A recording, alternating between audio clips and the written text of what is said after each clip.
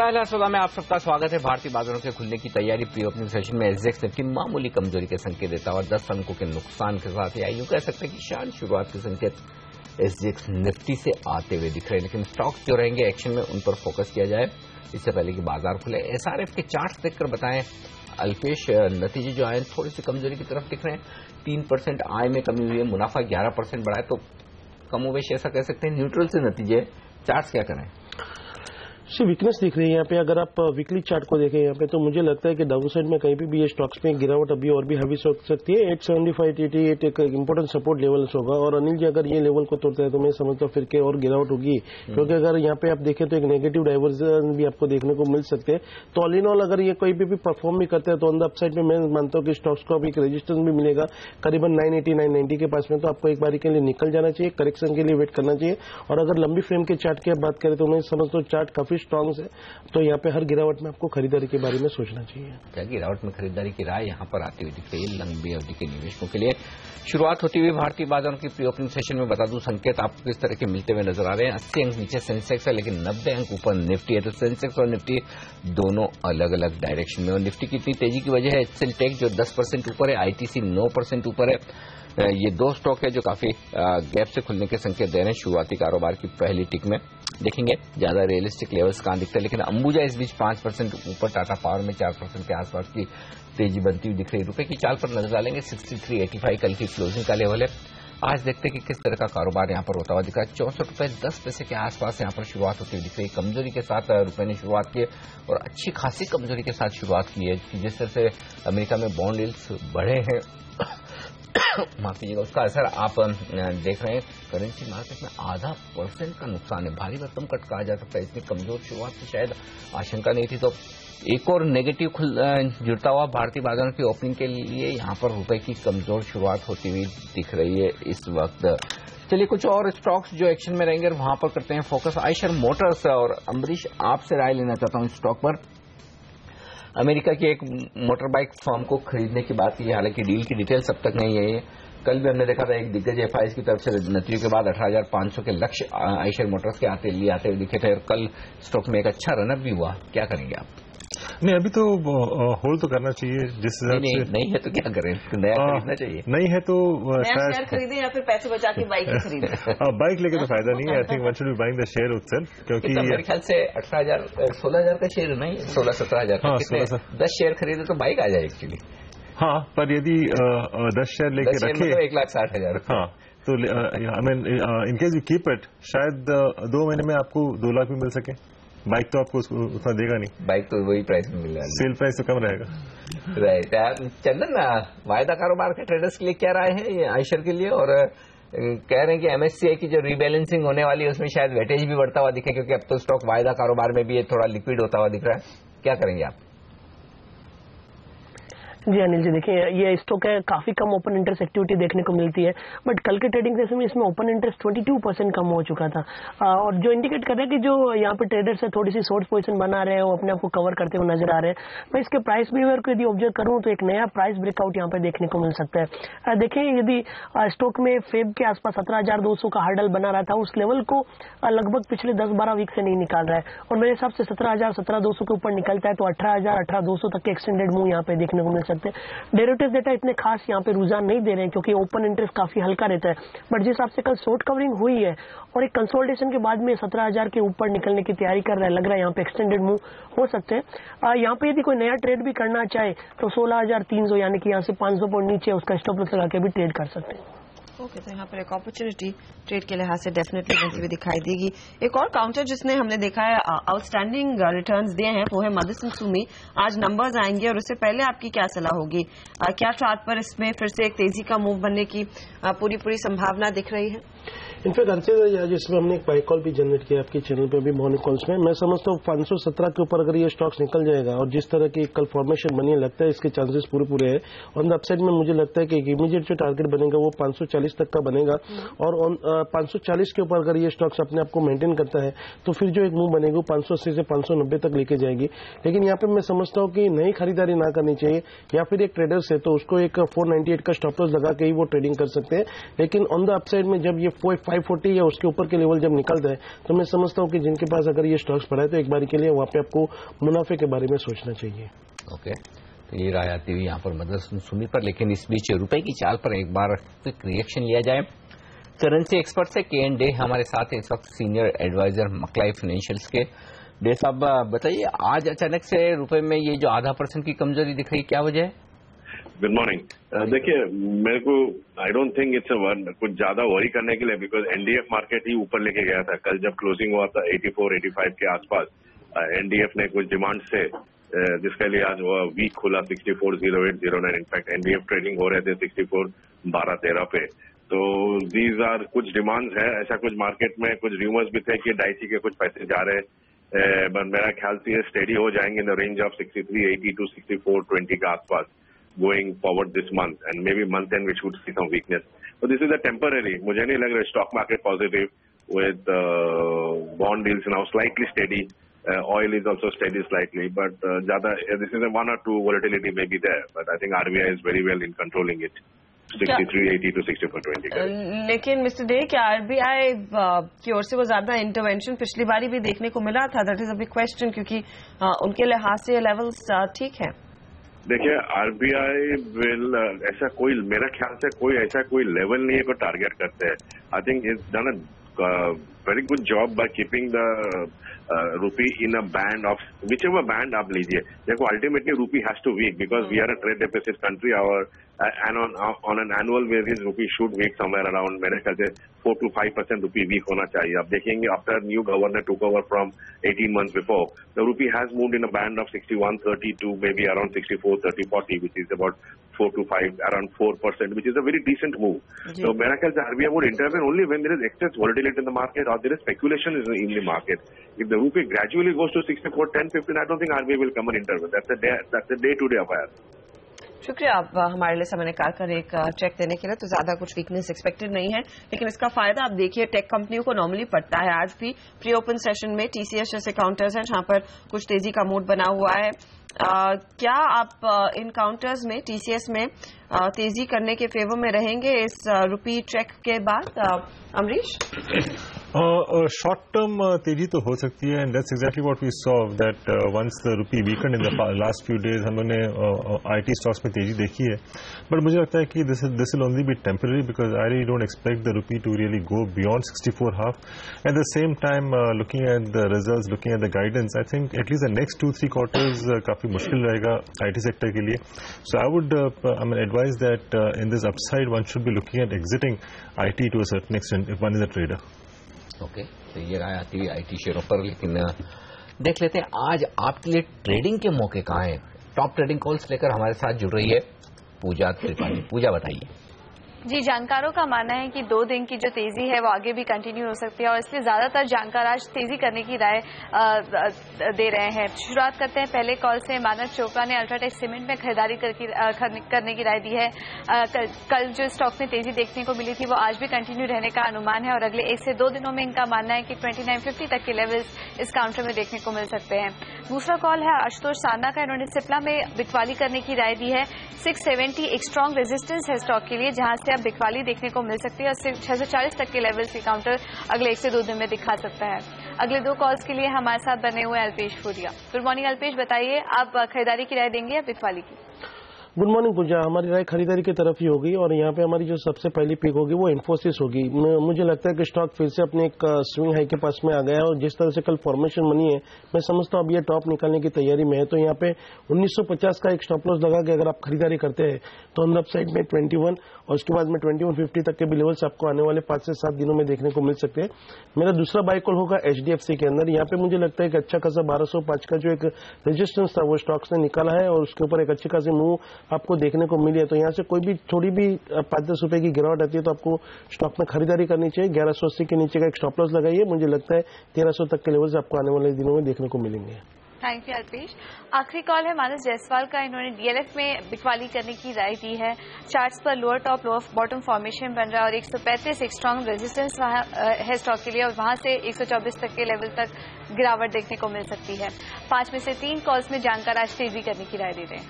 Okay, तेजी की राय आती हुई यहाँ पर 5 में से 3 लोगों के लिए साफ तौर पर। लेकिन इस बीच जो स्टॉक्स प्री ओपनिंग सेशन में थोड़े एक्शन में नजर आ रहे हैं उस पर एक बार नजर डालें। उससे पहले प्री ओपनिंग सेशन सेटल होता हुआ दिख रहा है, तो शुरुआत मामूली कमजोरी के साथ होगी ऐसा लग रहा है। 4 अंक नीचे, इनफैक्ट ये करना चाहिए कल के लेवल्स के आसपास की शुरुआत होगी। 4 अंक नीचे सेंसेक्स है, 1 अंक ऊपर निफ्टी है, बैंक निफ्टी 6 अंक नीचे, तो कोई रुझान है नहीं ऊपर या नीचे की तरफ। और डॉक्टर रेड्डीज नतीजों के पहले टॉप गेनर के तौर पर 1% ऊपर दिख रहा है। आइडिया सेलुलर 0.5% ऊपर है। हीरो मोटोकॉर्प कल की मजबूती को थोड़ा आगे बढ़ाएगा।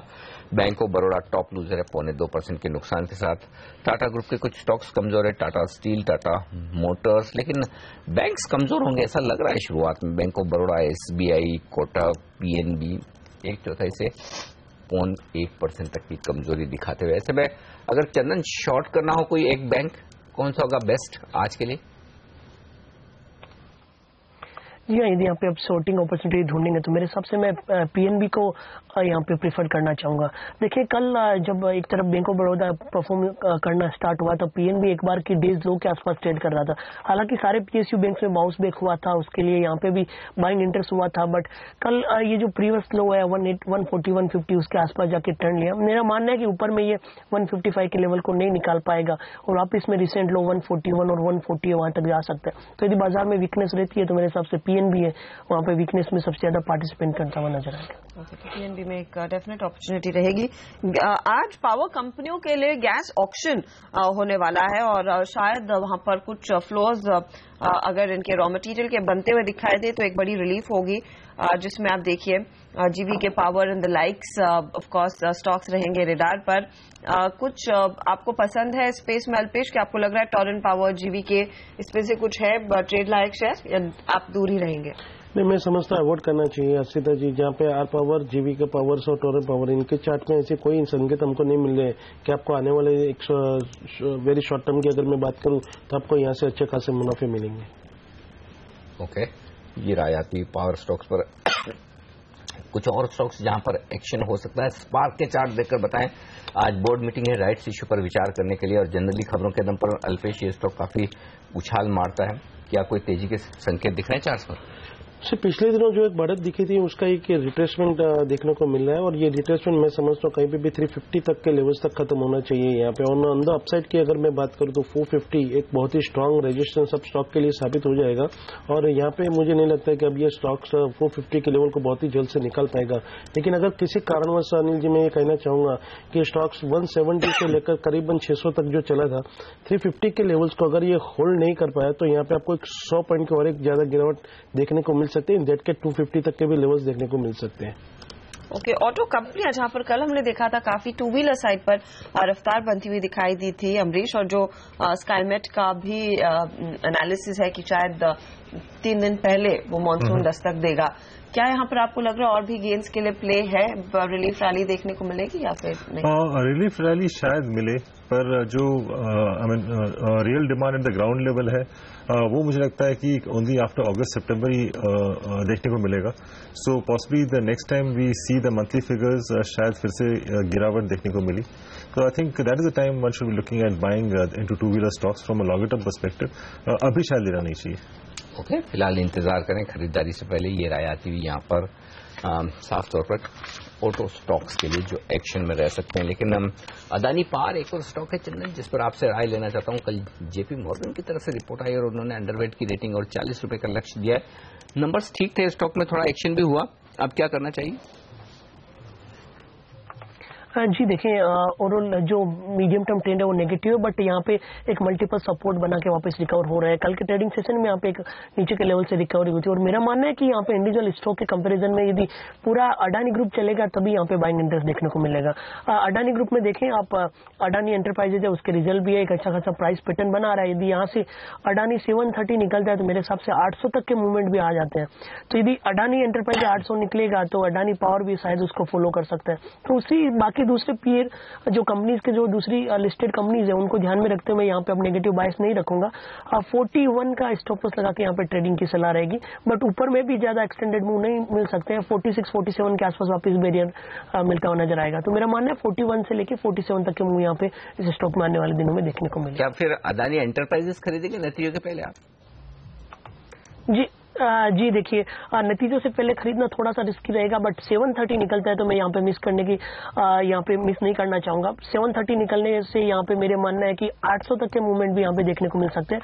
नतीजों से पहले यदि किसी को रिस्क लेनी है तो ऑप्शन में काउंटर काफी लिक्विड है, यहाँ पे 710 या 720 की कॉल में ट्रेड कर सकते हैं या फिर बुल कॉल स्प्रेड भी बना सकते हैं, क्योंकि देखिए पिछले 5-6 वीक में मार्केट है वो लोअर टॉप लोअर बॉटम बना रहा था, बट ये स्टॉक लगातार ऊपर के लेवल्स बना रहा था, हायर हाइज बना रहा था, हर गेंस को ये होल्ड कर रहा था, लॉन्ग से बिल्टअप भी हुए थे। 3 दिन पहले यहाँ पे थोड़ा सा ऊपर के लेवल से पैनिक हुआ था, बट वापस वी शेप रिकवरी हो गई थी, तो जो इंडिकेट कर रही है कि स्टॉक में है वो नीचे के लेवल पे पार्टिसिपेंट्स है वो खरीदने के लिए रेडी है।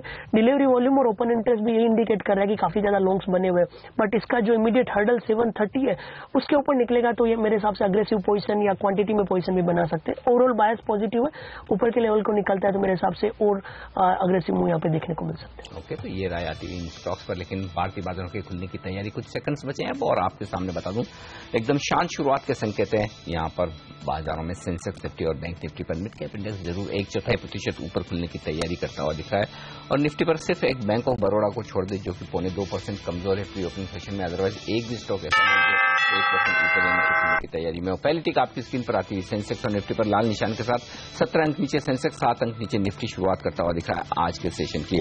2.5% के कट के साथ bank of Baroda top loser है, टाटा मोटर्स 1.25% नीचे, पीएनबी में 1.25% की कमजोरी। तो ये 3 स्टॉक हैं जो कमजोर है। टाटा मोटर्स के साथ ही महिंद्रा में 1% की कमजोरी आती हुई दिख रही है। तो बैंक्स कमजोर है, बैंक ऑफ बड़ौदा पीएनबी के अलावा कोटक, एचडीएफसी बैंक, यहां पर भी नुकसान है। ऑटो कमजोर है, टाटा मोटर्स के अलावा महिंद्रा, और इसके साथ ही यहां पर आप देखेंगे तो ऑटो शेयरों में थोड़ी सी कमजोरी का रुझान बनता हुआ इस वक्त नजर आएगा। बजाज ऑटो भी 0.5% कमजोर है। कुछ प्रॉफिट बुकिंग सीमेंट शेयरों में आती हुई दिख रही है, अंबुजा सीमेंट नीचे, एलएनटी में थोड़ी सी कमजोरी का माहौल, लेकिन बड़ा कट आता दिख रहा है बैंक ऑफ बड़ौदा पर 3.5% का, और अब सेंसेक्स लुढ़क चुका है 100 अंक नीचे, और निफ्टी पर नुकसान 40 अंकों का।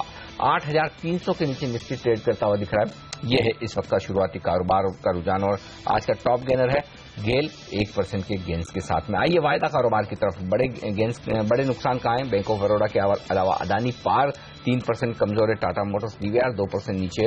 इन स्टॉक्स में आज नुकसान दिख रहा है। मजबूती की बात करें तो जस्ट डायल 2% ऊपर खुलता हुआ दिख रहा है। टाटा केमिकल में 1% के आसपास का गेन आपको नजर आएगा। तो शुरुआती कारोबार में बाजार फिसलता हुआ जिस तरह का अंदाजा लगाया जा रहा था निफ्टी की, आप देखिए 8286 का लो बनाया है निफ्टी ने, और 8326 का हाई, तो यानी कि कमजोरी की तरफ रुझान ज्यादा बनता हुआ दिखा है। लेकिन बैंक निफ्टी पर डाली नजर आज तेज मार पड़ती हुई दिख रही है।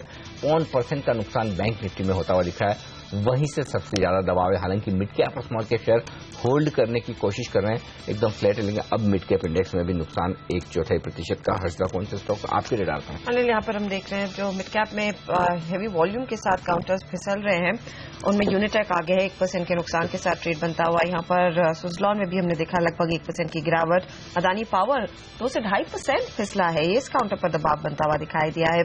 एचडीआईएल भी सेल साइड की पोजीशंस ही दिखा रहा है, लेकिन जो बिगर मूवर्स हैं उनमें आप देखिए एमटेक इंडिया 2% नीचे, चूप्लेंट इंडस्ट्रीज, यहाँ पर इनके सर्किट फिल्टर्स चेंज हुए लगातार। इस स्टॉक में वो तेजी का ही मूव देखने को मिला था और वो काउंटर करीब 2.5% नीचे। यूको बैंक नंबर्स से पहले 1% के नुकसान के साथ ट्रेड करता हुआ।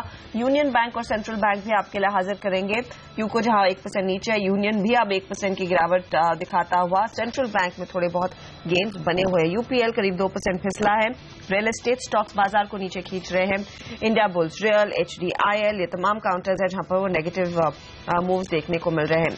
इंफ्रा कंपनियों के लिए भी आप देखिए आईआरबी इंफ्रा 0.5% 1 से 1.5% नीचे, माफ कीजिए 1.5% की गिरावट देखने को मिली। टोरेंट फार्मा 1.5% नीचे, जीवीके, जीएमआर, टोरेंट पावर, ये सब आपके लिए हाजिर करते हैं क्योंकि आज वो कोल माफ कीजिएगा गैस ऑक्शन होने वाला है। हल्का सा इंटरेस्ट, लेकिन मुझे नहीं लगता वो काउंटर्स होल्ड कर पाएंगे इस मूव को। मदरसन सुमी नंबर से पहले सिर्फ 0.5% के ही गेंस दिखा रहे हैं। नतीजों के बल पर एसआरएफ का क्या हाल है? 0.5% नीचे, लिक्विडिटी कम रहती है इस काउंटर में। एल्डा फार्मा में मैंने देखा था करीब 2% का मूव आया था, लेकिन ये काउंटर भी लिक्विडिटी वाइज ज्यादा कुछ एक्टिव नहीं है। 2% ऊपर एल्डा फार्मा का शेयर इस समय। अशोक लेलैंड कुछ होल्ड कर रहा है। वेल्सपन, कॉप, विजया बैंक, शॉपर स्टॉप जैसे काउंटर्स में बहुत ही मामूली सी बढ़त बनती हुई दिखाई दी है, लेकिन आप देखिए बहुत ही लैकलस्टर मूव है। महिंद्रा सीआई ऑटोमेशन ये एक स्मार्ट मूवर है आज के ट्रेड में। नंबर्स के बाद यहां पर करीब 5% से ज्यादा की तेजी महिंद्रा सीआई ऑटो में देखने को मिली है। इसके अलावा टाटा स्पंज में थोड़ी सी खरीदारी होती हुई, गुडियर, टिन प्लेट जैसे काउंटर्स, लेकिन लिक्विडिटी ज्यादा नहीं है स्टॉक्स में। साफ तौर पर बाजार अब बेहद कमजोर होते दिख रहे हैं। 250 पॉइंट का कट आता हुआ दिख रहा है। सब 225 अंक नीचे सेंसेक्स है 8,250 का लेवल इस वक्त निफ्टी पर आता हुआ दिख रहा है। तो पहला जो इम्पोर्टेंट सपोर्ट जोन था 8,270 8,300 का, वो बाजार ने सपोर्ट वहां पर लिया नहीं और सीधा अब 8,200 8,225 की रेंज में जाने की तैयारी करते हुए दिख रहे हैं। बैंक निफ्टी में 1.25% का बड़ा कट है, यहां से नुकसान ज्यादा होता हुआ दिख रहा है। चंदन, ऐसे में अब इंटरडे के लिए आज से निफ्टी पर एक ट्रेड लेना हो, 75 अंक नीचे 8,250 पर है, क्या कॉन्ट्रैक्ट को लेकर इस वक्त खरीदारी करेंगे आप? जी अनिल जी, मैं यहाँ पे थोड़ा सा वेट करने का पसंद करूंगा, क्योंकि मैं जो इम्पोर्टेंट लेवल 83, 30, 83, 40 के आसपास जो देख रहा था उस लेवल को नहीं निकाल पाया। और जैसा कि हम बार बार बात कर रहे हैं कि जो मार्च की क्लोजिंग थी वो 83.42 थी और इस एक्सपायरी का जो क्लोज था 8181 था और वहां से 83.42 55 तक गया था और वापस उस लेवल से बाजार 8,000 के लो को टेस्ट किया था। तो ये काफी बड़ा हर्डल है, इसके ऊपर निकलेगा तभी अग्रेसिव पोजीशन रहेगी।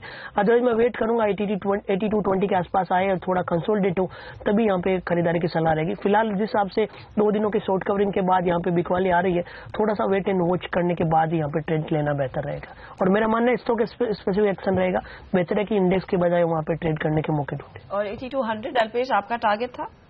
डेफिनेटली हर्षिता जी, मैं समझता हूँ यहाँ पे ये टारगेट आते ही आपको एक बारी के लिए बाइंग के बारे में सोचना चाहिए। यहाँ पे जैसे पहला 10 या 15 मिनट की कोई कैंडल आपकी रिवर्सल होती है तो मैं समझता हूँ वो फिर माना जाएगा कि स्टॉक यहाँ पे निफ्टी सपोर्ट ले रही है और इन दैट केस मैं यहाँ पे 8,500 के कॉल देने की सलाह दूंगा जो काफी चीप हो गए। तो एक बारी के लिए आप यहाँ पे ये स्ट्रेटेजी अपना सकते हैं, 8,500 के कॉल लेकर के 8,000 के पुट को आप सेल कर सकते हैं। अगर फ्यूचर लेना तो 8,225 के 8,225 के आसपास देख सकते हैं। और एक स्टॉप लॉस अगर आपको लगाना है, थोड़ा पोजिशनली भी करते हो तो 8180 होता है, 8150 का भी लगा के आप ट्रेड कर सकते हैं। लेकिन प्रेशर बैंक से ही आ रहा है क्लियरली। बैंक निफ्टी 237 अंकों की गिरावट दिखाता हुआ और SBI, HDFC bank, ICICI bank ये सब है जिनकी धुलाई हो रही है। अमरीश, अब यहाँ पर कितना माहौल और खराब रहेगा? आप देखिए बैंक ऑफ बड़ौदा, PNB जैसे काउंटर्स 2.5 से 3% से ज्यादा का नुकसान झेल रहे हैं। माहौल तो खराब रहेगा at least for the foreseeable 2 quarters. जब तक इकोनॉमी इंप्रूव होती नहीं है, you will not see the NPA levels improving and that is the biggest issue as far as the PSU space is concern. तो मुझे लगता है कि प्रेशर तो कंटिन्यू रहेगा। अगले हफ्ते SBI के नंबर्स आने वाले हैं, तो क्या आपको लग रहा है BOB, PNB ने जैसा झटका दिया उसी की तैयारी हो रही है, इसीलिए लोग पोजीशंस हल्की कर रहे हैं? Possibly, because most of the PSU banks, I think the worry is clearly on NPAs. यदि NPA constant रहता है, then we could see one bounce back. But that bounce back again should be utilized to sell, क्योंकि over the next 2 quarters, I don't see things improving. Okay, ये आया थी। लेकिन चंदन, century textile आज 2.5% कमजोर है। वायदा कारोबार के बैन में ये एकमात्र स्टॉक है, तो ऐसे में सेंचुरी टेक्सटाइल पे क्या ट्रेड लेंगे आप 640 के आसपास? जी देखिए अनिल जी, अच्छा खासा मूवमेंट इसने दिखाया था, बट यहाँ पे काफी वोलेटाइल मूव देखने को मिल रहे हैं। ऊपर में 760 का लेवल नहीं निकाल पाया और लगातार देखिए 760 का हाई बनाने के बाद में 600 तक के यहाँ पे सेल ऑफ देखने को मिले। स्टॉक में थोड़ा सा भी ओपन इंटरेस्ट होते ही ये वायदा बाजार के बेन पीरियड में आ जाता है और उसके मद्देनजर यहाँ पे एक नया मोमेंटम नहीं होल्ड कर पाता है। यदि अब 660-65 का लेवल निकलेगा तभी यहाँ पे कोई नया रुझान बनने को मिलेगा, अदरवाइज यहाँ पे ये भी पोटेंशियल है कि जो रिसेंट लो बनाए थे 606 वहां तक आ सकते हैं। तो मेरे हिसाब से यहाँ पे जरूर medium term trend positive, but ऊपर के लेवल से बिकवाली आ रही है। तो यदि किसी को ट्रेड करना है तो 660-65 के स्टॉप लॉस इसको सेल करके नीचे के लिए 605-600 तक के लेवल के लिए ट्रेड किया जा सकता है। और एक बड़ी खबर आती हुई जुबलेंट इंडस्ट्रीज के शेयर की ओर से, यहाँ पर जुबलेंट का जो एग्री रिटेल बिजनेस है वो बिजनेस को वो ट्रांसफर कर रहे हैं अब आदित्य बिरला रिटेल को। और स्टॉक देखिए 2% नीचे खुला था और इसमें फटाक से तेजी आई है 9% के गेन्स आते हुए। ऑफ कोर्स देखना होगा कि यहाँ पर किस तरह का ट्रांसफर अपने रिटेल हाइपर मार्केट बिजनेस को ये आदित्य बिरला रिटेल को देंगे। AB नोवो को शेयर आपके लिए हाजिर कर लेते हैं, वहां पर किस तरह का एक्शन बनता हुआ दिखाई दे। ऑफ कोर्स उस पूरे बिजनेस में रिस्ट्रक्चरिंग देखने को मिल रही है। आदित्य बिरला रिटेल ने हाल फिलहाल में वो रिस्ट्रक्चरिंग अनाउंस की है। AB नोवो में ज्यादा कुछ एक्शन नहीं, लेकिन पूरा फायदा मेरे ख्याल में जुबिलेंट इंडस्ट्री के शेयर में ही आता हुआ दिखाई दे रहा है और देखते ही देखते वो स्टॉक करीब 10% ऊपर है। हाइपर मार्केट बिजनेस को अनिल वो ट्रांसफर कर रहे हैं। स्लम्प सेल करके ये ट्रांसफर किया जा रहा है, यानी कि पूरा का पूरा कारोबार जिसका तस यहाँ पर बेचा जाएगा जुबिलेंट एग्री का आदित्य बिरला नुओ को, आदित्य बिरला ग्रुप के रिटेल कारोबार को। तो यह साफ तौर पर पूरा एग्री बिजनेस जो है जुबिलेंट का और जिसका रिटेल कारोबार है, जो हाइपर मार्केट्स हैं, वो अब एबी नुओ को बेचे जाएंगे। ये एक बड़ी खबर इस वक्त आती हुई दिख रही है। हालांकि एबी नुओ का स्टॉक 2% नीचे, लेकिन जुबिलेंट के स्टॉक में देखिए जबरदस्त एक्शन आता हुआ दिख रहा है। अमरीश, क्या राय रखते हैं आप और इस डील को किस तरह से देखते हैं? रिटेल स्पेस में ओवरऑल तो काफी कंपटीशन है फ्रॉम ई कॉमर्स और I think Aditya Birla group the way they have been acquiring most of this units in this space, we have to see as to how they are able to amalgamate and go forward. तो इस level पे I will not really take a call on Aditya Birla Nuvo. नहीं, लेकिन Jubilant industries जहां पर वो clear cut transfer हो रहा है, आई एम गेसिंग स्टॉक इसीलिए रिएक्ट कर रहा है क्योंकि they want really making money. Yes, so I think it is positive for Jubilant. और एक्चुअली आज ही 20% से इसकी सर्किट घटाकर 10% की गई थी, इसी वजह से 2% नीचे खुला था। लेकिन जिसको सर्किट पर चलना है वो सर्किट पर ही चलेगा स्टॉक। और एक जुबिलेंट का चार्ट देखा जाए 15 दिनों का या 7 दिनों का जो भी हो, 10% तो आज ऊपर है। 7 दिन का चार्ट ये देखिए, सिर्फ 50% ऊपर 7 दिन में 51%। और अगर थोड़ा सा लंबा चार्ट देखें, वैसे तो मूव पिछले 7 दिनों में आया, 1 महीने में 86%। 1 महीने पहले अमरीश कुछ अंदाजा था इस तरह का स्टॉक या 15 दिन पहले?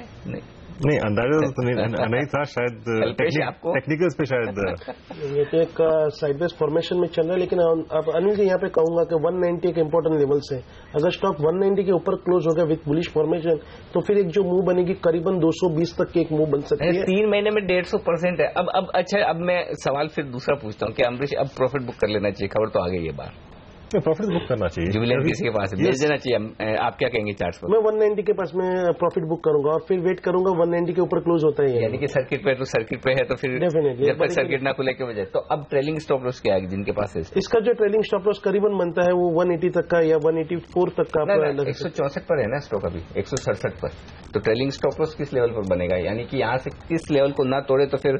अच्छा, 190 के नीचे की अगर आप बात 190 तो आपका टारगेट हो गया, राइट? या लेकिन 167 पर ट्रेड कर रहा है, तो क्या मैं समझता हूँ ये स्टॉक्स 160 या 150 ये एक इम्पोर्टेंट लेवल से, इसके नीचे अब नहीं जाना चाहिए।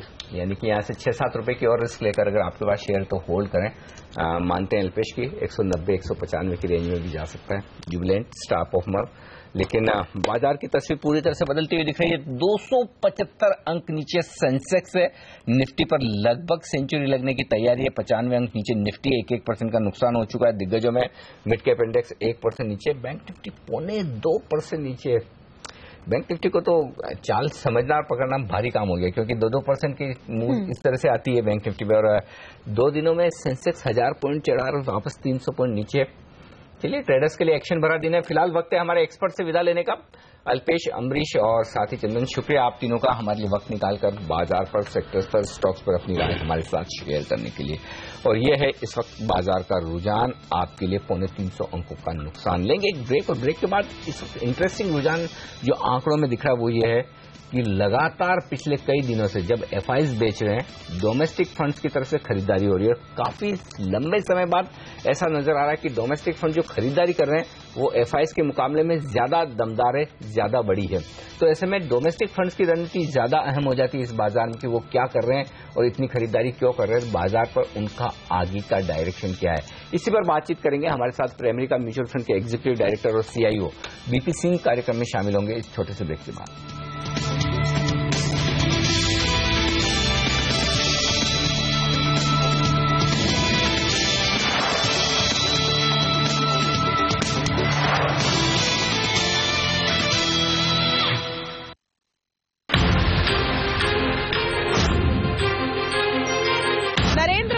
शी जिनपिंग की मुलाकात ऐतिहासिक होने जा रही है और हम पहुंच गए हैं बीजिंग, जहां पर ये बातचीत होगी। यहां से हम आपको पल पल की खबर देंगे इस पूरे मीट की और बताएंगे कैसे दुनिया के 2 विशाल देश एक साथ काम कर पाएंगे। तो जुड़ना ना भूलिए हमारे साथ सिर्फ CNBC आवाज पर।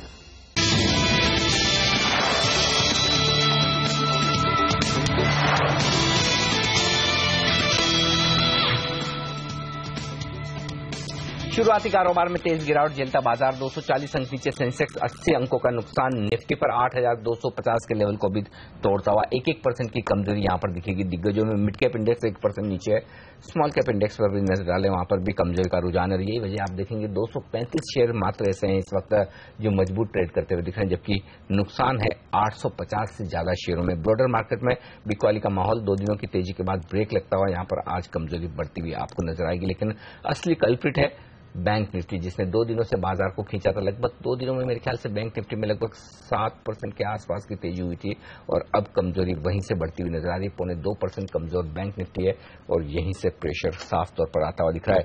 इंटरेस्टिंग बात यह है कि इस वक्त अगर आप देखेंगे बाजार में तो एक भी सेक्टर ऐसा नहीं जो आपको हरे निशान में नजर आए।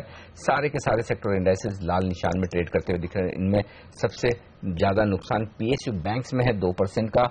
इसके अलावा रियल्टी इंडेक्स 2% नीचे है, कुछ हद तक मीडिया इंडेक्स भी 2% नीचे है, यहां पर ज्यादा नुकसान है। लेकिन जो बड़े सेक्टर्स उसमें बैंक्स 2% नीचे, कैपिटल गुड्स 1-1.25% नीचे है और पावर एनर्जी सेक्टर्स में नुकसान है 1% नीचे। ऑटो इंडेक्स नजर आएगा। तो ये है बिकवाली का माहौल। लेकिन पिछले कई दिनों से एक इंटरेस्टिंग आंकड़े जो बाजार में दिख रहे वो ये कि एफआईज तो बिकवाली कर ही रहे थे पिछले 15-17 ट्रेडिंग सेशन से, लेकिन डोमेस्टिक फंड्स ने काफी अच्छी खरीदारी की, म्यूचुअल फंड और इंश्योरेंस कंपनियों ने मिलाकर। और लंबे समय बाद ऐसा देखने को मिला कि डोमेस्टिक फंड्स एफआईज के मुकाबले में ज्यादा बड़ा आंकड़ा लेकर आ रहे हैं खरीदारी का उनकी बिकवाली के मुकाबले में।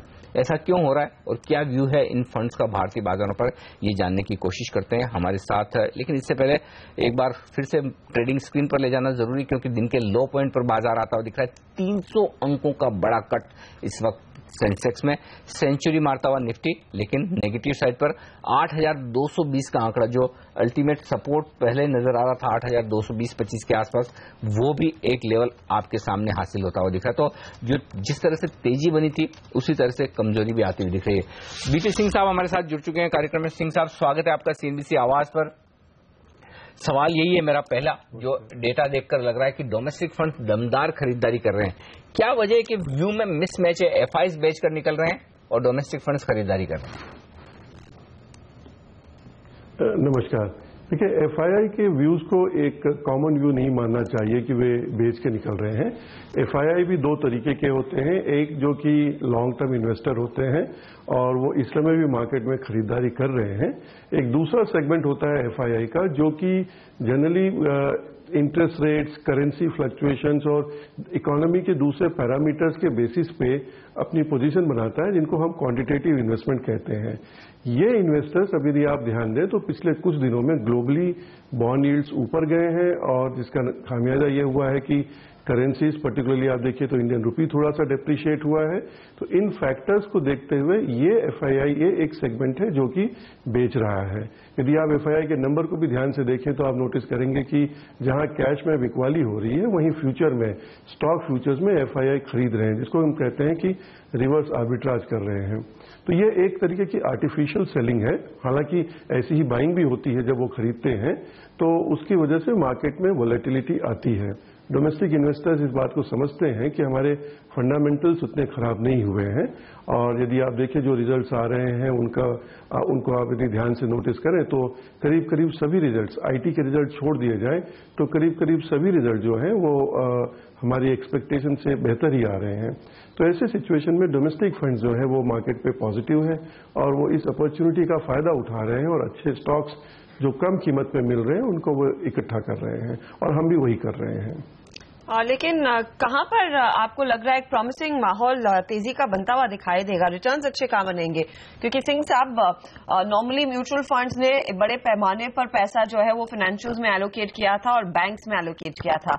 अब हर रोज देखिए बाजार अगर टूटता है वो बैंक्स की बदौलत टूटता है। तो ऐसे में क्या यहां पर फिर डिप्स पर और एक्सपोजर लिया जा रहा है? फिर रेशियो क्या आप रख रहे हैं PSU versus private sector banks, क्योंकि कंसर्न अभी भी वो पीएसयू बैंक्स को लेकर है? आप यदि रिजल्ट्स को देखें तो आप नोटिस करेंगे कि मार्जिन्स इंप्रूव होने लगे हैं। तो इसका मतलब ये है कि जितने भी एनपीएस को लेकर के बैंकिंग सेक्टर में लोगों के मन में एक डर था, वो एनपीएस न केवल अब खत्म हो जाएंगे, रिड्यूस हो जाएंगे, पर यहाँ से धीरे धीरे वो कम भी होंगे। तो उसका निश्चित तौर पे फायदा बैंक्स को होगा। तो प्राइवेट सेक्टर बैंक्स जो है वो सबसे पहले इसके बेनिफिट होती है, तो इसलिए प्राइवेट सेक्टर बैंक्स के ऊपर हम ज्यादा वेटेज रखते हैं। जबकि पब्लिक सेक्टर बैंक देखें तो थोड़ा सा वहां पे इनडिसाइसिवनेस अभी भी है, तो वहां वक्त लगेगा जबकि लोग उसको खरीदेंगे। तो पहला प्रेफरेंस प्राइवेट सेक्टर बैंक्स को जरूर है। तो ये राय आती हुई यहाँ पर, लेकिन बाजार की गिरावट बड़ी तेज होती दिख रही है। इस वक्त 350 अंकों का नुकसान सेंसेक्स पर हो चुका है। निफ्टी 110 अंक नीचे 8,200 के बेहद करीब पहुंचता हुआ निफ्टी इस वक्त आप देखेंगे आज का लो 8,203 का बनाया है। उससे आपको अंदाजा लगेगा कि किस तरह की तेज गिरावट होती हुई दिख रही है। क्या पीएसयू बैंक्स के नतीजे वाकई में इतने ज्यादा खराब आते हुए दिख रहे हैं? सिंह साहब क्या कहेंगे आप? और जिस तरह के डाउनग्रेड्स हो रहे हैं और जिस तरह से स्टॉक प्राइसेस क्रैश हो रहे हैं पीएसयू बैंक से, क्या वो जस्टिफाइड है? नहीं, जस्टिफाइड तो नहीं है, बट निश्चित तौर पे मार्केट कभी कभी एक्सट्रीम पे रिएक्ट करता है। और इस समय यदि आप देखें तो जब मार्केट में सभी सेक्टर्स में अच्छे करेक्शन हो रहे हैं और जहां पे कि इन्वेस्टमेंट की अपॉर्चुनिटीज हैं, तो ऐसे में इन्वेस्टर जो है जहां पे आपको लगता है कि ग्रोथ थोड़ा लेट आएगा, जैसे कि पीएसयू बैंक्स में, तो वो लोग इसलिए शिफ्ट भी कर रहे हैं। पीएसयू बैंक्स को एक नुकसान इस बात का भी हो रहा है क्योंकि वर्किंग कैपिटल रिक्वायरमेंट जो है कॉर्पोरेट्स की वो थोड़ी कम हो गई है सारे कमोडिटी के भाव नीचे आने की वजह से। तो इसलिए क्रेडिट ग्रोथ नंबर भी अगले 2 क्वार्टर थोड़ा सा स्लो रहेगा। इसी कारण से पीएसयू बैंक्स में लोग इतनी जोर से खरीदारी नहीं कर रहे हैं और इसके यही कारण है कि वो नीचे आ रहे हैं। हमारा यह मानना है जो इन्वेस्टर्स यदि 1 से 2 साल का व्यू लें उनके लिए तो बहुत अच्छा रिटर्न इस पॉइंट पे पीएसयू बैंक्स में भी हो सकता है। लेकिन हम खुद इस समय प्राइवेट सेक्टर बैंक ज्यादा खरीद रहे हैं क्योंकि वहां पे बाउंस बैक ज्यादा फास्ट होगा। बायस यहाँ पर फंड्स का भी वो प्राइवेट सेक्टर बैंक्स की तरफ ही बना हुआ है। एक और स्पेस जहाँ पर अगर आप देखें आज दबाव बनता हुआ दिखाई दिया है, उसमें साफ तौर से फिर से मेटल काउंटर्स में प्रेशर आने लगा है। ऑफकोर्स कल का एक रिएक्शन जरूर था जहाँ पर हल्की तेजी बनती हुई दिखाई दी, लेकिन चाइना में जो ये रेट कट आया है अब उम्मीद यही है कि शायद मेटल की डिमांड वहां पर बढ़ती हुई दिखाई देगी और उस लिहाज से हमने देखा था थोड़ा सा इंटरेस्ट कल के सत्र में था। लेकिन क्या वाकई में ये एक ट्रिगर रहेगा इन मेटल कंपनियों के लिए? यहां से आपको लग रहा है कि डिमांड बेहतर होगी, इन कंपनियों को फिर बेहतर प्राइस रियलाइजेशन मिलेगी, तो क्या मेटल्स आपके रेडार पर रहेंगे निवेश के लिहाज से सिंह साहब? नहीं, बिल्कुल नहीं। देखिए चाइना में जो रेट कट हुआ है ये हमारे इंडिया में होने वाले रेट कट से बिल्कुल अलग है। इस समय इंडिया में जो रेट कट होता है तो वो इस ग्रोथ को हेल्प करता है क्योंकि हमारी इकोनॉमी में एक बॉटम बन चुका है, जबकि चाइना इस समय उस स्टेज पे है जिसको कहते हैं कि बबल, और जहां पे कि आप रेट कट करके उसकी इकोनॉमी की स्लो डाउन को रोकने की कोशिश कर रहे हैं। तो ऐसे में चाइना में नई इंक्रीमेंटल डिमांड बहुत आने की उम्मीद नहीं है। इनफैक्ट ग्लोबली यदि आप ध्यान से नोटिस करें तो आप देखेंगे कि मेटल्स और कमोडिटीज की डिमांड स्लो हो रही है और इनके भाव नीचे ही आएंगे। तो पिछले दिनों में जो मेटल्स में खास करके ऑयल में और बाकी नॉन ऑयल कमोडिटीज में जो बाउंस बैक आया है, ये एक बहुत अच्छा मौका है इन्वेस्टर्स को कि sell on the rally kind of situation पे, कि जिससे कि आपको इससे निकल जाना चाहिए जो पुराने इन्वेस्टमेंट्स इसमें लगे हुए हैं। हम इस सेक्टर से कंप्लीटली निकलते ही जा रहे हैं और हम इसमें कोई इंक्रीमेंटल बाइंग नहीं कर रहे हैं। ओके, तो मेटल से दूर रहेंगे, लेकिन क्या बाइंग का मौका फिर फार्मा और आईटी जैसे शेयरों में आपको दिखता है जहां पर रुपए की कमजोरी से एक्सपोर्ट्स में भी मदद मिले और स्टॉक्स में जनरली से डिफेंसिव हम मानते हैं करेक्शन भी अच्छा हुआ है? देखिए रुपया थोड़ा सा वीक हुआ है, ये इसका कारण यह है कि ग्लोबली सडनली एक लिक्विडिटी क्रंच आई है, इमर्जिंग मार्केट से थोड़ा फंड विड्रॉल हुआ है, प्लस साथ ही साथ चाइना में कई सारे आईपीओस की वजह से लिक्विडिटी थोड़ी सी ब्लॉक हो गई थी और थोड़ा सा ग्रीस को लेकर के भी एक कंसर्न इमर्ज हुआ था। ये चीजें टेम्परेरी हैं, ये रहेंगी नहीं, और जैसे ही ये सिचुएशन रिवर्स होगी आप देखेंगे कि एक बार फिर से रूपी जो है स्ट्रांग होने लगेगा। तो रूपी वीकनेस की वजह से हम सेक्टर्स नहीं खरीदेंगे, बल्कि हमें ये ध्यान देना चाहिए कि कमोडिटी के भाव जो नीचे आ रहे हैं वो ज्यादा जोर से नीचे आ रहे हैं, तो इसलिए उनसे जिनको बेनिफिट हो उस सेक्टर्स पे ध्यान देना ज्यादा इंपॉर्टेंट है। क्योंकि भले रुपया हल्का सा वीक हुआ है, ये हमें भूलना नहीं चाहिए कि नॉन डॉलर करेंसीज जो है दुनिया की वो हमसे भी ज्यादा वीक हो गई हैं, यानी उनके सामने रुपया अप्रिशिएट ही हुआ है, और ऐसी सिचुएशन में करेंसी का फायदा बहुत ज्यादा हमें नहीं मिल सकता। और इस बीच बाजार पर एक बार फिर नजर डाल लेते हैं। 308 अंकों की गिरावट देखने को मिल रही है। निफ्टी भी 8200 की तरफ ही रुक कर रहा है और मिड कैप काउंटर्स में भी हम देख रहे हैं भारी भरकम बिकवाली का दबाव आया है। क्या कुछ काउंटर्स में थोड़ी सी खरीदारी देखने को मिली है, बहुत ही चुनिंदा काउंटर्स हैं। सेंसेक्स में Coal India, doctor Reddy's, Hero MotoCorp, HUL जैसे स्टॉक्स। ऑफ लेट जब भी बाजार टूटता है चौतरफा बिकवाली देखने को मिल रही है। और सिंह साहब, जो नॉर्मली डिफेंसिव शेयर कहलाए जाते थे, चाहे वो फार्मा हो, टेक्नोलॉजी हो, FMCG हो, उसमें ज्यादा इंटरेस्ट ट्रेडर्स या फिर निवेशकों का दिखा नहीं है। अब फंड्स का रवैया क्या है इन तीनों सेक्टर्स में? देखिए, सो कॉल डिफेंसिव जो सेक्टर है, इनकी वैल्यूएशंस काफी ज्यादा है। हालांकि आईटी में थोड़ा करेक्शन हो गया है, इसलिए आईटी अब अट्रैक्टिव होते जा रहा है। बट FMCG और फार्मा यदि आप देखें तो दोनों इस समय थोड़े कॉस्टली हैं।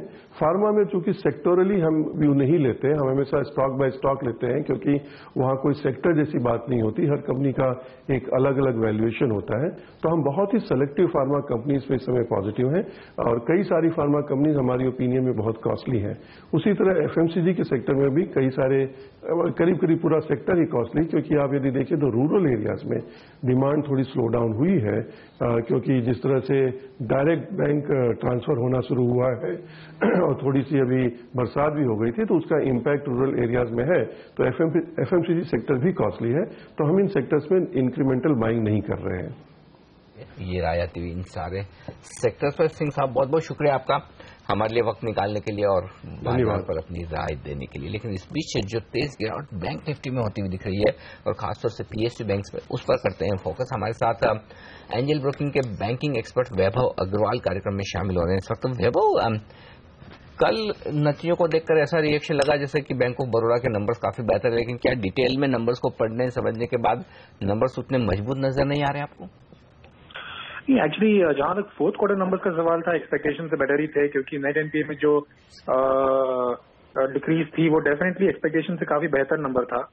परंतु बात यही थी कि जो फोर्थ क्वार्टर के नंबर है वो आगे के क्वार्टर्स के लिए एक्सट्रापोलेट नहीं किए जा सकते हैं। मैनेजमेंट की भी काफी क्लियर गाइडेंस थी कि अगले 2 क्वार्टर में शायद एसेट क्वालिटी खराब ही रहेगी, और इस क्वार्टर में एक्सपेक्टेशन से थोड़ी बेटर आ गई, परंतु अगले 2 क्वार्टर अभी भी थोड़ा चैलेंजिंग टाइम चालू रहेगा।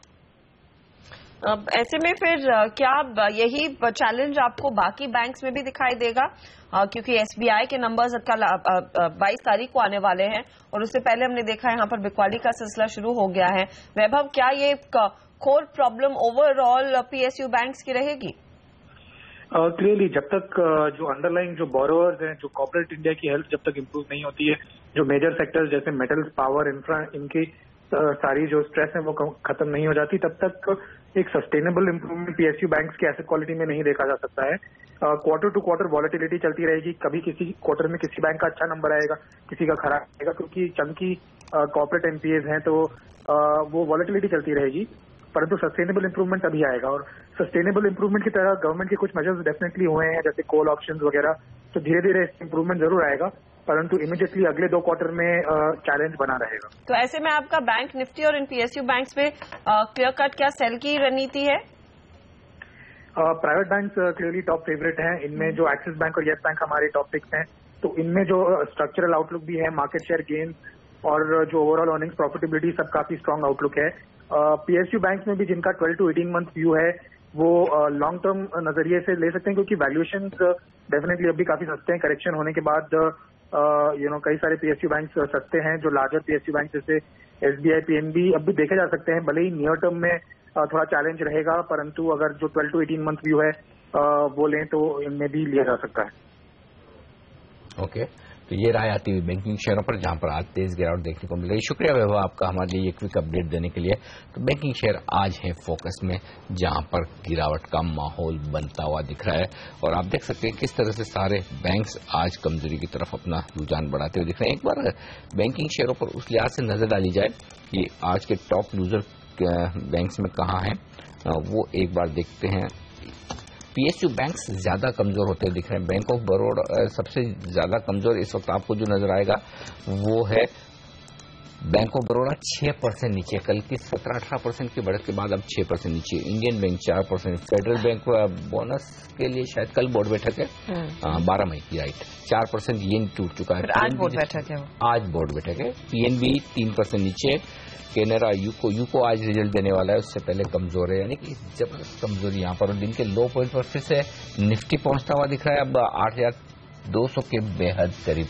लेंगे ब्रेक और ब्रेक के बाद फोकस होगा चार्ट्स पर, किस तरह की सिचुएशन दिख रही है ये बातचीत करेंगे हम IIFL की अनु जैन के साथ इस छोटे से ब्रेक के बाद।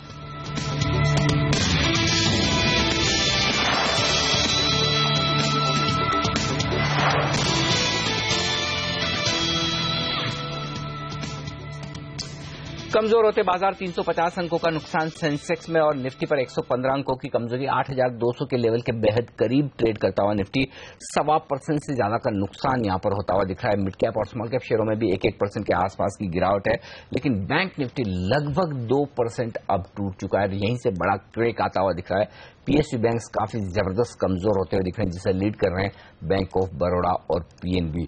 ऐसे में जिस तरह की उतार चढ़ाव दिख रही है बाजार में, 15-16 खराब ट्रेडिंग सेशन के बाद बाजारों ने 2 दिनों तक शार्प रिकवरी दी, अब फिर से कमजोरी होती हुई दिख रही है। चार्ट्स पर क्या सिचुएशन बन रही है? क्या चार्ट्स और ज्यादा कमजोरी की ओर संकेत कर रहे हैं? क्या हम 8,000 के नीचे भी फिसलेंगे? वापस नए हाइस पर कब तक पहुंचेंगे? ढेर सारे सवाल है जो आप जानना चाहते हैं। देश के दिग्गज technical expert Anu Jain, IIFL private wealth management की सीनियर वाइस प्रेसिडेंट, हमारे साथ इस वक्त कार्यक्रम में शामिल हो रही हैं। अनु जी, गुड मॉर्निंग, स्वागत है आपका CNBC आवाज पर। पहला सवाल यही लेना चाहता हूं, निफ्टी में जो इस तरह की तेज गिरावट और जो अब उतार चढ़ाव बढ़ी है, चार्ट पर किस तरह से आप इसे पढ़ रही हैं और अब क्या संकेत मिल रहे हैं निफ्टी के लिए? पहला संकेत जो आ रहा है वो ये है कि अगले 2-3 दिन एक्सट्रीमली वोलेटाइल रहेंगे, तो सिर्फ नीचे की तरफ मत उम्मीद कीजिए। ये फिर से जैसे हमने पिछले हफ्ते भी 1-2-3 दिन देखे थे कि ऊपर नीचे दोनों की तरफ मार्केट ने रुझान दिया था। पढ़ना मुश्किल हो जाता है कि आज नीचे बंद होगा कि ऊपर। आज जैसे कि हमने देखा कि डिस्पाइट कल जो 130 पॉइंट हम ऊपर घुसे थे, हमने 115 पॉइंट वो करीब 10-15 मिनट में दे दिए। जहां तक कि लेवल्स का हिसाब है, कल जो हमने 8,340 का लेवल देखा था वो एक रेजिस्टेंस लेवल था, जहां से मार्केट ने एक वापस नीचे की तरफ मूव देखा है। नया लो बनाने के लिए जब तक हम नहीं बनाते हैं तो ये होगा कि this market is looking for a support zone, और जिस तरफ से ये अभी 8,200 के आसपास सपोर्ट लेता है, तो यहाँ पे बेसिकली आप देखेंगे कि towards the end of the day अगर हम यहाँ तक रहते हैं तो मार्केट एक स्टेबिलिटी दिखाएगा। अगर 8,200 अगर ब्रेक करता है फॉर फर्दर सेल्स और further shorting of Nifty and bank Nifty, then ये फिर बहुत तेजी से 8,120 की तरफ चला जाएगा। बट जो संकेत सारे इंडिकेटर्स बता रहे हैं वो ये बता रहे हैं कि मोर और लेस जो भी ट्रेडिंग पोजीशंस है वो इंट्राडे की ही होंगी। अगले दिन आपका रुझान फिर बदल सकता है। जहां तक कि इन्वेस्टर्स का हिसाब है, हम यही बोल रहे हैं कि 8,100, 8,150 के आसपास जो जिनका भी व्यू 3 मंथ्स, 4 महीने, 5 महीने से ऊपर है, उनके लिए ये लेवल्स बहुत अच्छे हैं। खास करके डेफिनेट कुछ क्वालिटी स्टॉक्स हैं जो गिरे हैं, उनमें एंट्री करने के लिए काफी जगह मिलती है। वो आपको ये पता है कि ये क्वार्टरली रिजल्ट्स अभी खत्म हुए तो अगले क्वार्टर तक स्लाइटली नेगेटिव बायस रहेगा। चार्ट्स का भी यही इंडिकेशन है, तो every level below would be an indication to buy. Traders के लिए अगले 3 दिन I think will be extremely volatile. अगर मैं खुद ट्रेडिंग कर रही होती निफ्टी पे तो ये 3 दिन शायद छुट्टी लेके बैठती। लेकिन कंसिडरिंग ये वॉलेटिलिटी काफी बढ़ रही है और शायद ये सिलसिला आगे जारी रहेगा, क्या आपको लग रहा है जो हल्का सा टर्न अराउंड देखने को मिला है ये फिर से एक मौका बन गया कि बाजार शायद उन निचले लेवल्स तक जाकर फिर घूमे? क्या वैसा इंडिकेशन मिल रहा है आपको चार्ट्स पर?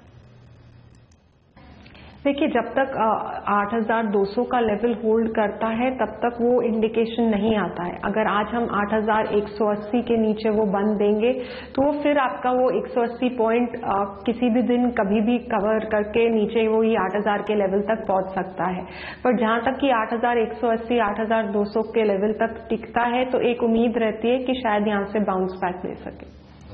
लेकिन जब आप अनु ये कह रहे हैं कि अगर आप ट्रेडिंग कर रही होती तो 3 दिन छुट्टी ले लेती इतनी उतार चढ़ाव के बीच में, तो फिर बैंक निफ्टी को कैसे ट्रेड किया जाए? बैंक निफ्टी तो निफ्टी के मुकाबले में ज्यादा वोलेटाइल है। बैंक निफ्टी अगर आप फंडामेंटल के अलावा भी देखें तो जिस तरीके का कल बीओबी को एक रिजल्ट के बाद रिएक्शन मिला था 16% आपका, वो अनजस्टिफाइड था। आप टेक्निकली भी देखें तो वो एक शॉर्ट कवरिंग रैली थी। तो आज जिस तरीके से हमने उसमें और पीएनबी में देखा है वो शॉर्ट्स कवर हो गए। मेनली आप निफ्टी में या कल आप निफ्टी का भी ओपन इंटरेस्ट देखते तो वो काफी घट चुका था, मतलब बोला था शॉर्ट्स कटे हैं, कोई लॉन्ग बिल्डअप आया नहीं था। जब शॉर्ट्स कट जाते हैं, मार्केट एक पीक पे होता है तो वो एक लिटमस टेस्ट होता है है कि क्या वो उस लेवल पे सस्टेन कर सकता है कि नहीं कर सकता है।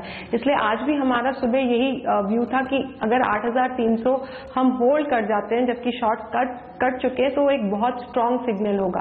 बट जो इस तरीके से हमने पहले 15 मिनट में ही देखा, शॉर्ट्स वापस आ गए हैं मार्केट में, तो this is now back to the same situation. As long as आप 8200 होल्ड कर रहे हैं यहाँ पे, और बैंक निफ्टी पे वही सिचुएशन है, आपकी 17,500 का आपका 200 डे मूविंग एवरेज है, जो पिछली बार टूटा था तो PSU बैंक बेहद बुरी तरीके से बिकवाली देखी थी। तो वहां तक अगर आप पहुंच जाएंगे तो वापस वो सिचुएशन आने में टाइम नहीं लगेगी। बट सपोर्ट है 17,500 पे, उसके एंटिसिपेशन में कि ब्रेक होगा वो आप सिग्नल ले नहीं सकते, because extremely volatile and oversold market है। तो you will have to act when the point comes. चाहे आपका व्यू नेगेटिव हो, बट जब तक लेवल ब्रेक नहीं होता आप वो सिग्नल के ऊपर ट्रेड नहीं करेंगे। This is the period where you will stay away from anticipating a signal. Okay, लेकिन इस बीच कुछ स्टॉक्स जहां पर चार्ट्स पर आपकी रिकमेंडेशन है उन पर राय लेना चाहता हूं। टाटा केमिकल, क्या यहां पर खरीदारी का मौका दिखता है आपको अनु चार्ट्स पर? चार्ट स्ट्रांग हो रही है, जिस तरीके से हमने उसको गिरते हुए देखा था 415-20 के बाद उसने एक पुल अप किया 440 के ऊपर 445 का क्लोज। इस गिरावट में अगर आपको वो करीब 432-33 पे मिलता है तो आप एक 425 के स्टॉप लॉस के साथ उसको ले सकते हैं। स्विंग टारगेट उसका अभी भी 475 आ रहा है, तो you can get a good 10 to 15% into that. तो नीचे के लेवल्स पे ये स्टॉक के ऊपर, ये इतना वोलेटाइल स्टॉक नहीं है रिलेटिवली, पिछले अगर आप 1-1.5 महीने की चार्ट देखें रिलेटिवली लेस वोलेटाइल है, तो नीचे के लेवल्स पे डेफिनेटली इसमें I would make an interest. Tata chemicals में आपने कहा है कि एक अपॉर्चुनिटी है, लेकिन क्या मिड कैप साइड पर आपको और भी ऐसे मौके दिख रहे हैं अनु, कुछ स्टॉक्स जो आपको लग रहा है आगे अच्छा रिटर्न दिलाएंगे? जहां तक कि हमारे कवरेज स्टॉक्स में है, हम बेसिकली वहां पे फंडामेंटल्स कवर्ड हैं तो हम उसको टेक्निकली देखते हैं। तो उसके हिसाब से आई थिंक वोल्टास अगर डिप देता है, वोल्टास करीब 270 के आसपास 68-70 के रेंज में अगर मिलता है तो I would by that. I think I would keep a stop loss of 3 to 4% from those levels and probably by that. आपको वापस आई थिंक 300-310 का लेवल उसमें दिख सकता है। डिश टीवी भी एट 75 तक है, अगर वो डिप्स दिखाता है, वो थोड़ा ज्यादा वॉलेटाइल स्टॉक है लेकिन जिनमें वो कैपेसिटी है टू हैंडल दैट स्ट्रेस। इस नीचे लेवल्स में वेरी डिफिकल्ट टू कॉल कि हाईली वॉलेटाइल है, कहां तक गिर सकता है, मगर अगर आपको मार्केट नीचे के लेवल्स पे दिखता है तो this could be one more opportunity which could basically give you strength. लेकिन दिग्गजों में HDFC बैंक पसंद है आपको चार्ट पर, क्या यहाँ पर एक खरीदारी का मौका है? देखिए, प्राइवेट बैंक्स में अगर आप देखेंगे तो कोटक स्ट्रेंथ दिखा रहा है, HDFC बैंक दिखा रहा है, बाकी ICICI बैंक रिकवरी का मोड दिखा रहा है। तो आई वुड से हाँ, ये कल 965 तक गिरा था, तो अगर आपको ये लगभग 965 तक चढ़ा था, अगर आपको 930-940 पे ये कभी भी मिले तो ये बेसिकली जैसे ही ये वोलेटिलिटी खत्म होगी 1030 से 1050 आपको HDFC बैंक में मिल जाएगा। तो I would on any down day जब बैंक निफ्टी प्रेशर में है, HDFC बैंक धीरे धीरे एक्यूमुलेट करने का हम सलाह अपने सारे क्लाइंट्स को दे रहे हैं जो इन्वेस्टर्स हैं। ट्रेडर्स के लिए भी at lower levels HDFC bank would make sense. यहाँ पर एक अच्छी अपॉर्चुनिटी डेफिनेटली है, चाहे आप लॉन्ग टर्म निवेशक हो या फिर ट्रेडर HDFC बैंक के शेयर में। लेकिन एक स्पेस जहाँ पर हमने देखा है कुछ दिनों पहले अच्छा खासा खरीदारी का इंटरेस्ट आया था, वो oil and gas share. Of course limelight हमेशा रहता है ऑयल मार्केटिंग कंपनियों पर, लेकिन क्या कुछ अपस्ट्रीम स्टॉक्स भी हैं जहाँ पर आपको लग रहा है मौका है अब गेन्स का? ONGC में हम प्रॉफिट टेकिंग देख रहे हैं एक मूव के बाद। रिलायंस दिख रहा है कि 895 पे है, 875 तक गिर सकता है। उस लेवल पे I think good accumulation level होगा, ये वापस आपको 932 से 940 का लेवल दिखा सकता है। तो आई थिंक नीचे के लेवल्स पे अगर 870 के आसपास आपको ये मिलता है तो आप इसमें आप देख सकते हैं एक entry point at that point. Okay, बहुत बहुत शुक्रिया अनु आपका हमारे लिए वक्त निकाल कर आज इन सारे इंडाइसेस पर और साथ ही स्टॉक्स पर अपनी राय हमारे साथ शेयर करने के लिए। तो 2 दिनों की तेजी पर लगाम रखती हुई बेहद कमजोर शुरुआत भारतीय बाजारों ने की है। 8,200 तक पहुंचता हुआ निफ्टी, बैंक निफ्टी में जबरदस्त गिरावट। पहला सौदा में आज के लिए इतना ही, लेकिन आप बने रहिए सिंबीसी आवाज के साथ। आगे नजरें रहेंगी आवाज IPL पर और साथ ही देखेंगे कमोडिटी मार्केट की ओपनिंग कैसी रहती है। ब्रेक के बाद नमस्कार।